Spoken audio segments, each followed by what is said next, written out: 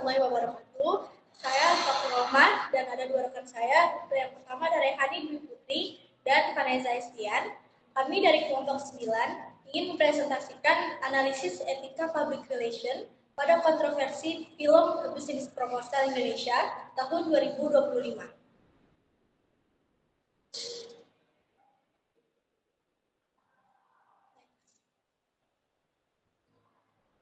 Film Bisnis Proposal Indonesia itu merupakan remake dari drama Korea yang memiliki banyak penggemar di Indonesia.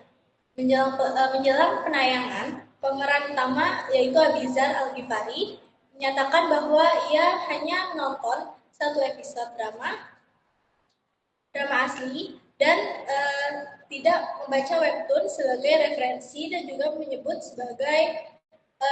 sebagian penggemar dari drama Korea ini sebagai fanatik. Dan permasalahan kedua adalah pernyataan tersebut itu memicu kritik luas di media sosial karena dianggap tidak menghargai karya asli dan penggemar sebagai target utama filmnya. Permasalahan selanjutnya adalah kontroversi ini berkembang menjadi gerakan boikot terhadap film yang kemudian ramai diberitakan oleh berbagai media nasional. Masalah utama bukan pada pernyataan aktor, tetapi pada respon dari tim public relation Falcon Pictures yang dinilai terlambat dan kurang efektif dalam menangani krisis komunikasi, sehingga opini negatif semakin meluas dan berdampak pada reputasi perusahaan serta jumlah penonton film.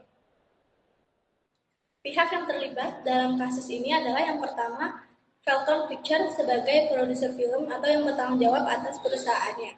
Yang kedua ada tim public relation yang mengelola promosi menangani krisis komunikasi. Yang ketiga ada Abizar Al-Ghifari, di mana dia selaku pemicu kontroversi. Yang keempat ada masyarakat dan penggemar, memberikan kritik dan menginisiasi boikot. Yang kelima ada media massa, di mana dia berperan sebagai menyebarkan informasi kepada publik.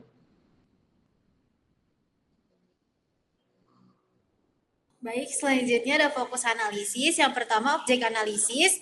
Kontroversi dipicu oleh pernyataan Abizar Al-Ghifari, namun yang dianalisis adalah respon tim Public Relation Falcon Pictures dalam menangani krisis komunikasi. Selanjutnya ada peran Public Relation. Yang pertama ada mengelola komunikasi krisis, kedua ada memberikan klarifikasi yang cepat dan tepat, ketiga menjaga reputasi perusahaan, keempat memulihkan kepercayaan publik. Prinsip etika yang dianalisis yaitu kejujuran, public responsibility atau tanggung jawab, yang ketiga respect for the public atau menghormati publik, yang keempat krisis communication atau komunikasi krisis.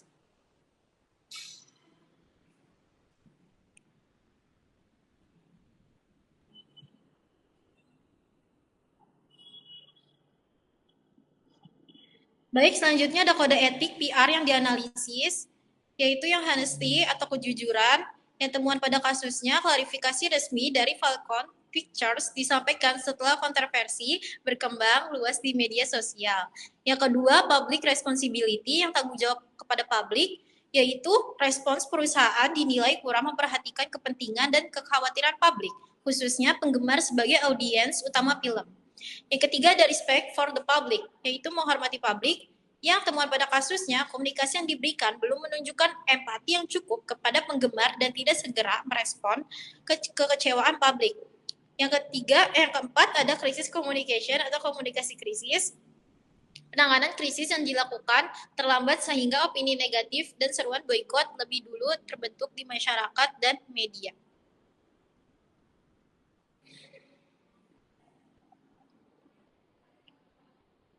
Selanjutnya ada mengapa dianggap belum sesuai dengan etika profesi.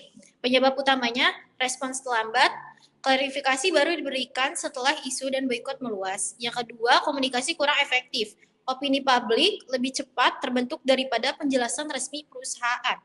Yang ketiga, ada kurang menunjukkan empati. Respons belum mampu meredakan kekecewaan penggemar sebagai target audiens.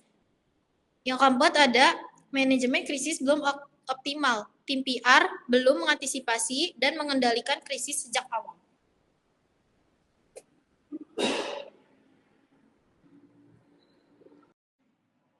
Selanjutnya ada dampak penanganan krisis. Yang pertama bagi perusahaan atau Falcon Pictures.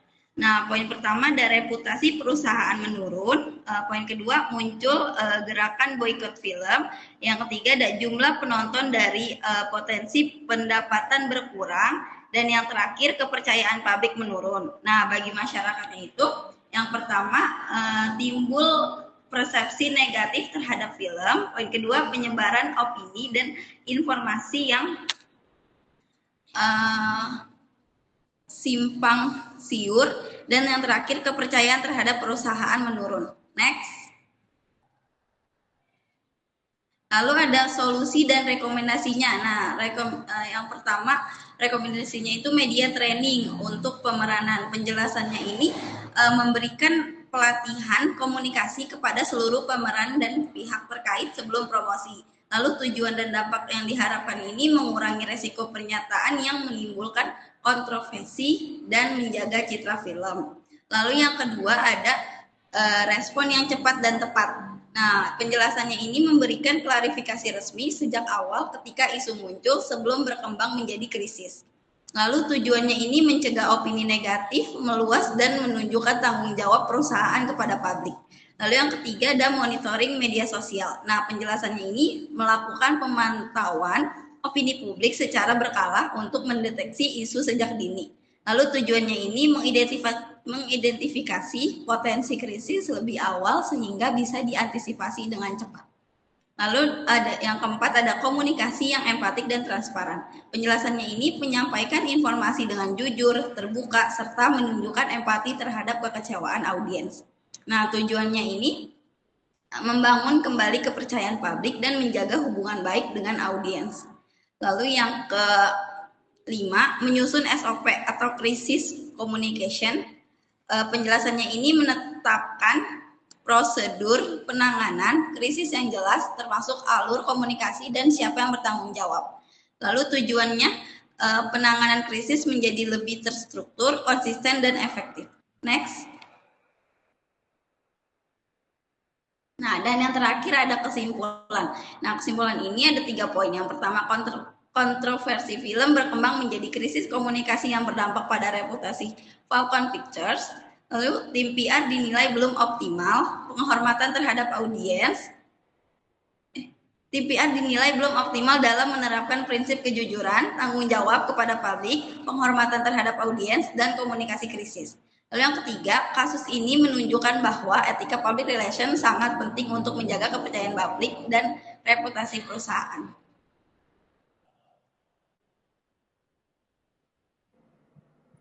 Baik, sekian dari kelompok kami. Mohon maaf bila ada kurang atau lebihnya di presentasi ini. Terima kasih.